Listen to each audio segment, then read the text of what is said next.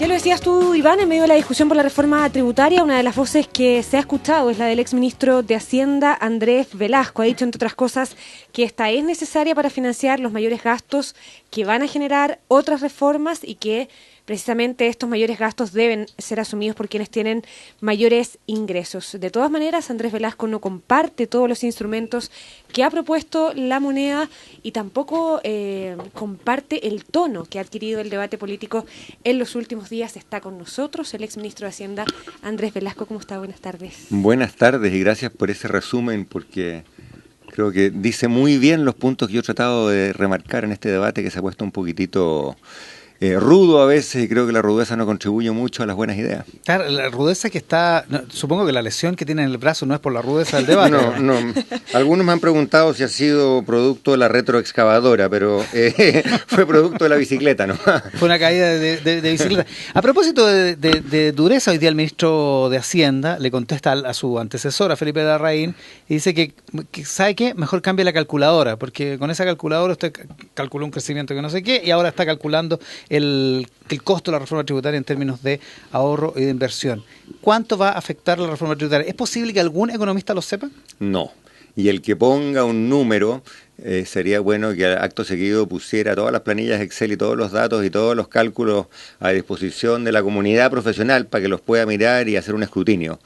A mí no me parece plausible que alguien con seriedad y sin que se le arrugue la cara pueda decir esto va a tener un costo de tanto por ciento. No porque ese costo necesariamente esté ausente, me gustaría que habláramos de eso, pero una razón bien sencilla y que yo creo que es de mínima seriedad profesional. Los economistas sabemos bien cómo efectuar un cálculo cuando tú en un sistema muy complejo cambias una cosa, mantienes el resto constante y estimas el efecto de ese cambio. Esta reforma, para bien o para mal, en algunos casos para bien, en otros casos tengo mis dudas, está cambiando muchas cosas y por lo tanto predecir ese efecto poniéndole punto y coma y varios decimales es una patudez.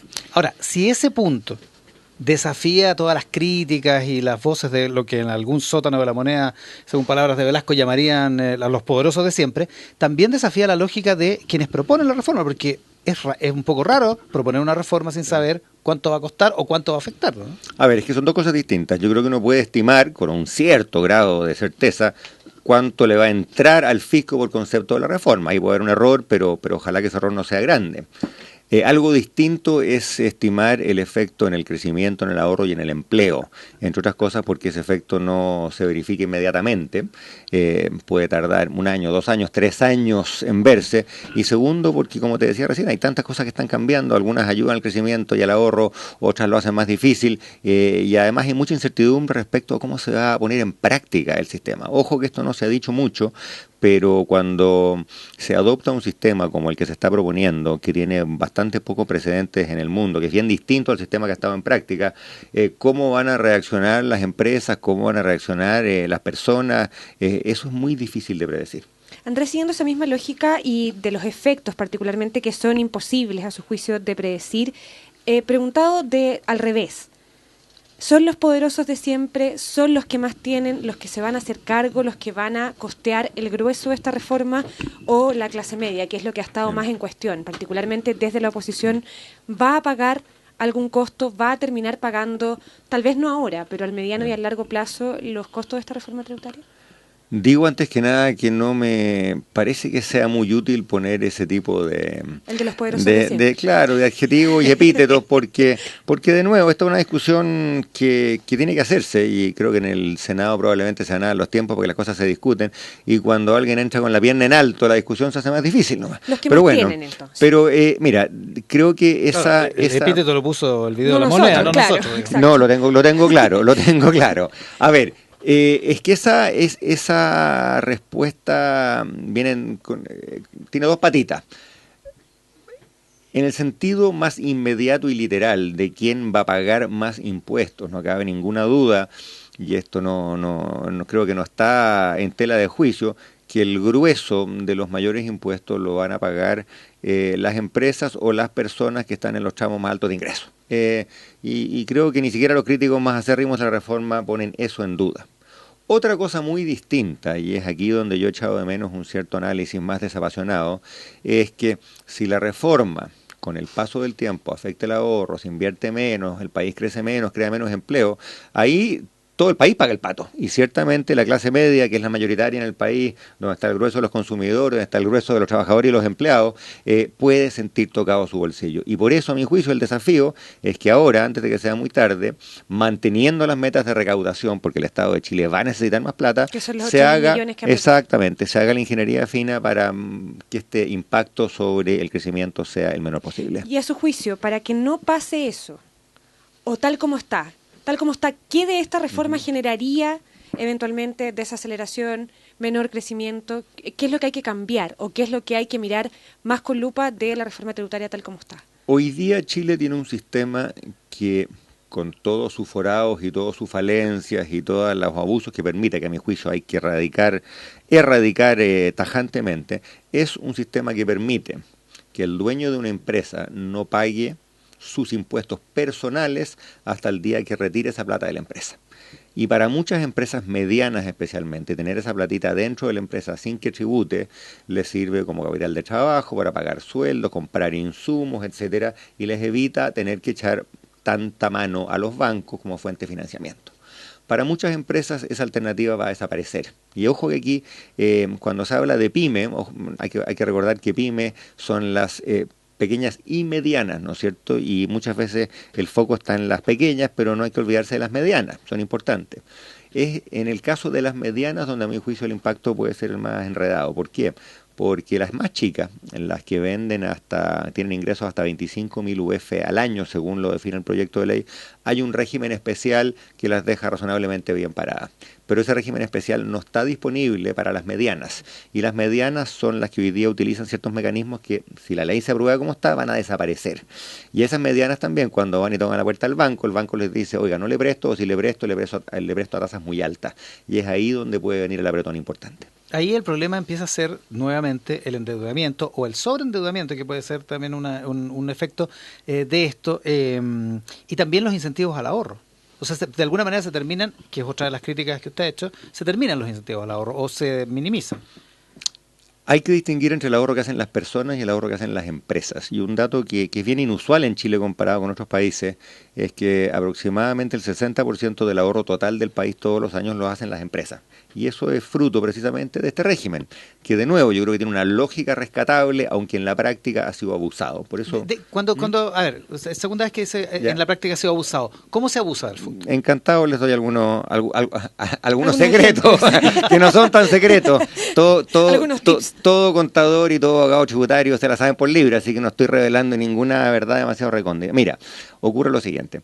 Hay una cantidad de abusos, algunos de los cuales logramos reducir o aminorar o eliminar cuando yo era ministro, pero en otros casos sencillamente no estuvieron los votos. Ojo, que se han hecho intentos anteriormente para cerrar algunos de estos forados. Pero te doy un par de ejemplos. Una manera muy pueril, que no es necesariamente la cuantitativamente más relevante, pero que se usa mucho, es que la plata queda dentro de la empresa y no tributa porque nunca se la saca formalmente, sino que la familia se va de vacaciones y lo hacen a cuenta de la empresa y eso se tira a gasto. Impuestos Internos debería estar en condiciones de rechazar ese gasto si es que no está vinculado a las necesidades de la empresa para generar utilidades, pero muchas veces Impuestos Internos no puede fiscalizarlo todo, ¿no es cierto? Y se pasan algunas cosas. Esa es la treta menos sofisticada, digámoslo así. La más sofisticada tiene que ver con usos y abusos de este fondo, el Fondo de Utilidades Tributables o FUT. ¿Por qué? Porque a veces el FUT se pasa de una empresa a otra. Muchas veces se hacen adquisiciones, fusiones, consolidaciones para poner el FUT precisamente en una empresa de la cual se pueda sacar sin pagar impuestos. Una manera de hacerlo es la siguiente: el FUT puede ser positivo o puede ser negativo, es decir, tú puedes haber acumulado platas por tributar o puede que haya sobretributado. Bueno, si tú tienes dos empresas y una que tiene platas por tributar se fusiona con una que tiene un FUT negativo y el neto es negativo, entonces todas esas platitas que tendrías que haber sacado pagando un impuesto después las puedes sacar sin pagar un impuesto. Claro, es enredado, pero se entiende, claro. Y así hay otra posibilidad, es que tú esas platas que están en un FUT o en una empresa en Chile las depositas en una sociedad de inversión en el extranjero. Y obviamente fiscalizar lo que pasa con esas plata en el extranjero es mucho más difícil.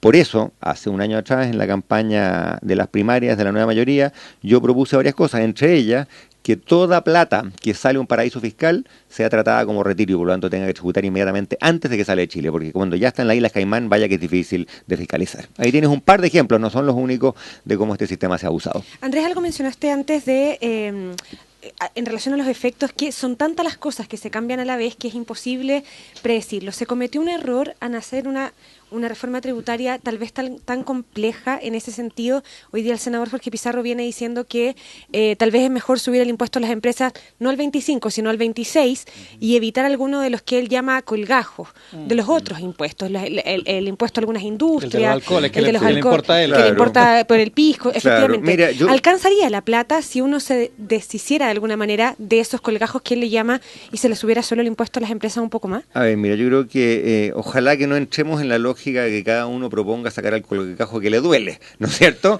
Porque ahí esta cosa se vuelve una especie de bazar. El representante de una región dice a mí no me gusta pero sí a los otros, y el de la región del lado dice exactamente lo contrario, y ahí al final lo único que no prima es el interés general. Entonces, a ver, yo creo que hay muchos de esos colgajos, llamados colgajos, que se justifican por razones bien evidentes de eficiencia y de equidad.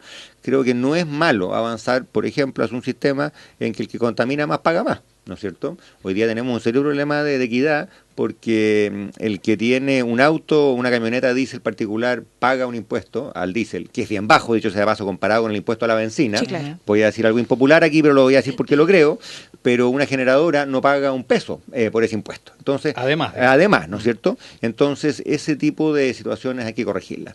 También me parece saludable, y aquí voy a usar un poquito el término saludable, que paguen más aquellos alimentos que atentan contra la salud, ¿no es cierto? Y por lo demás, aquí no estamos inventando la piedra filosofal. Hay muchos países europeos, y no solamente en Europa, México acaba de adoptar una reforma parecida, en que si tú consumes algo que el día de mañana tiene una probabilidad de enfermarte y por lo tanto le vas a imponer costos al sistema público de salud, bueno, trataremos de evitar esos costos y de mejorar la salud de las personas creando un desincentivo.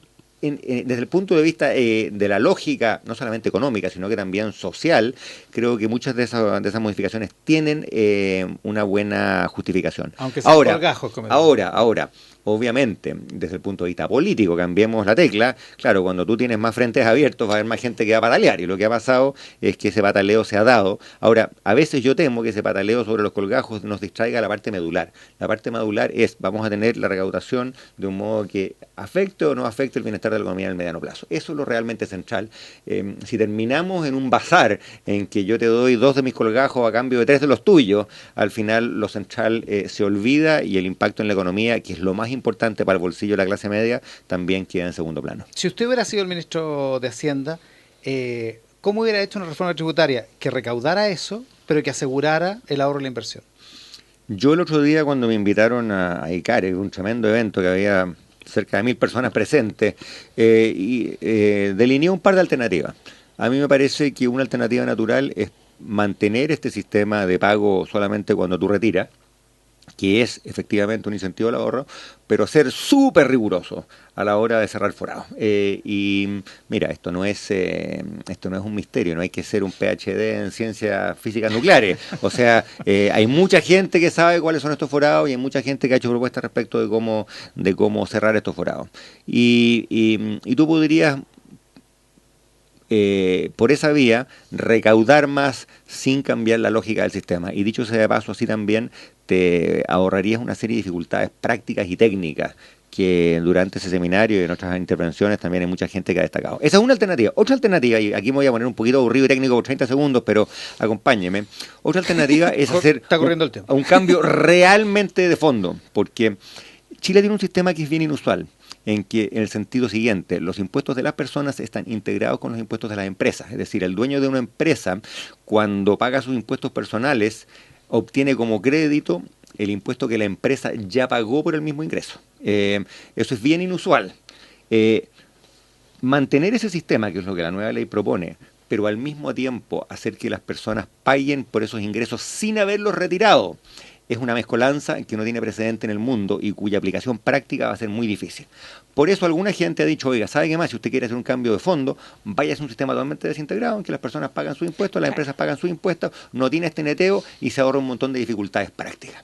Ahora, como todas las cosas en la vida, eso nos ahorra dificultades, pero crea otras dificultades, porque podría terminar ocurriendo que las empresas más chicas tuvieran tasas bastante más altas que las actuales. Hay maneras de abordar ese problema también, no quiero dar la lata, pero lo que quiero decir es lo siguiente, el mensaje raya para la suma. Aquí no hay una fórmula única.